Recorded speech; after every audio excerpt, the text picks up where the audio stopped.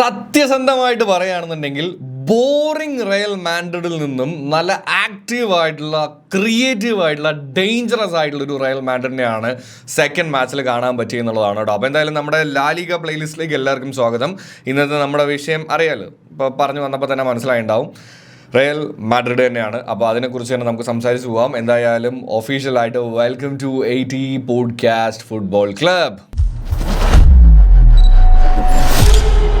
അപ്പോൾ guys, yes, ഞാൻ first മാച്ചിലെ ഒരു ഇത് പറഞ്ഞു കഴിഞ്ഞപ്പോൾ പറഞ്ഞിട്ടുണ്ടായിരുന്നു, എന്തായാലും റയൽ മാഡ്രിഡ് എന്ന് പറയുന്ന ടീമിന് ചിലപ്പോൾ കുറച്ചും കൂടെ സമയം വേണ്ടി വരുമായിരിക്കാം. സാബിയും പിള്ളേരും ആ സിസ്റ്റവും എല്ലാം കൂടെ ഒന്ന് സെറ്റാവാൻ കുറച്ച് സമയം വേണ്ടി വരും. പക്ഷേ സെക്കൻഡ് മാച്ചിലേക്ക് വന്നു കഴിഞ്ഞപ്പോൾ കുറച്ചും കൂടി ഒരു ഫാർ ബെറ്റർ ആയിട്ടുള്ള റയൽ മാഡ്രിഡിനെയാണ് നമുക്ക് കാണാൻ പറ്റിയത്. And they are cooking.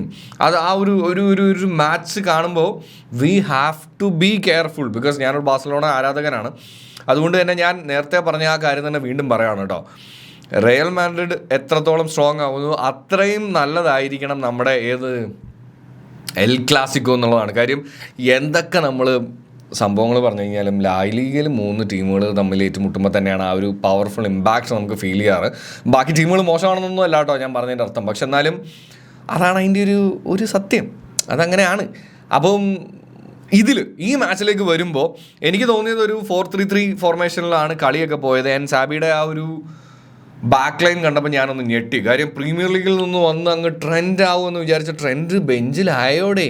എന്താണ് കാരണം എന്നുള്ളത് എനിക്കറിയില്ല. ഒന്നാമത് ഞാൻ ട്രാവലിങ്ങിലും കല്യാണ പരിപാടി, ഒരു മാമോദിസ, ഇതെല്ലാം ഒക്കെ ആയിട്ട് ഞാൻ ഭയങ്കര ഓട്ടത്തിലായിരുന്നു. അത് കാരണം മാച്ച് ഈ ഫോണിലും അവിടെ ഇവിടെയൊക്കെ ആയിട്ടിരുന്ന് കണ്ടു എന്നല്ലാതെ ഇതിൻ്റെ ബാക്കി ഉണ്ടായിട്ടുള്ള കാര്യങ്ങളൊന്നും അറിയില്ല. പക്ഷെ എന്തായാലും എനിക്ക് തോന്നിയത് ഫസ്റ്റ് മാച്ച് ഉണ്ടല്ലോ, ട്രെൻഡിൻ്റെ ഇന്ന് പലതും പോയിട്ടുണ്ടായിരുന്നു. അർണോൾഡ്, അലക്സാണ്ടർ, എങ്ങനെയായിരുന്നു കറക്റ്റ്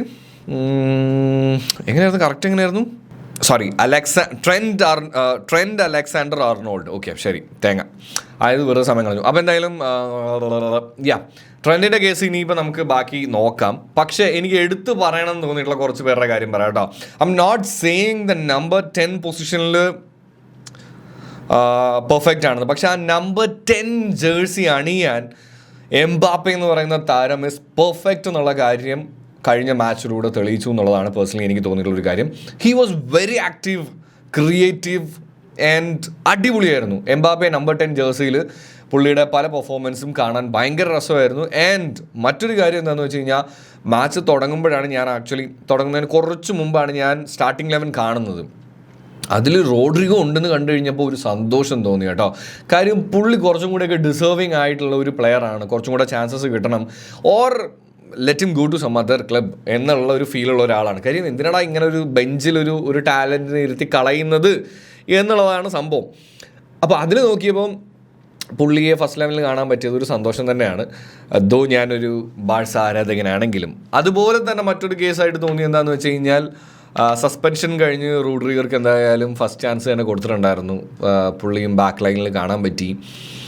അതിൻ്റെ ഒപ്പം തന്നെ ഫ്രാങ്കോ മസ്താന്തുവാനോ, ഞാൻ ഈ പ്ലെയറിനെ കുറിച്ച് സൈൻ ചെയ്തപ്പോൾ പറഞ്ഞിട്ടുണ്ടായിരുന്നു. അപ്പോൾ അതിൻ്റെ താഴെ വന്ന് എന്നെ ഒരുപാട് പേര് കളിയാക്കി, നീ പിന്നെ അർജൻറ്റീന ഫാൻ ആണല്ലോ, അപ്പോൾ പിന്നെ അങ്ങനെയല്ലേ പറയുള്ളൂ എന്നുള്ളത്. പക്ഷേ ഒരു നമ്പർ 10 പൊസിഷനില്ലേ, ഞാൻ ഇപ്പോഴത്തെ മാച്ചുകൾ വെച്ച് ഞാൻ പറയല്ല, പക്ഷെ ഒരു നമ്പർ 10 പൊസിഷനിലേക്ക് ദ പെർഫെക്റ്റ് ഓപ്ഷൻ ആയിരിക്കും Franco മസ്താന്തുവാനോ.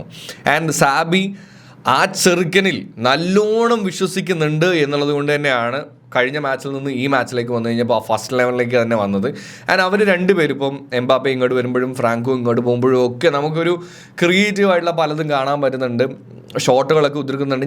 I am expecting next മാച്ചിൽ ഫ്രാങ്കോ മസ്താന്തുവാനോടെ കയ്യിൽ നിന്നൊരു ഗോളൊക്കെ പ്രതീക്ഷിക്കാം എന്ന് ഞാൻ വിചാരിക്കുകയാണ്. And this Real Madrid slowly they are building something and that is like something to be scared of എന്നാണ് ഞാൻ വിചാരിക്കുന്നത്.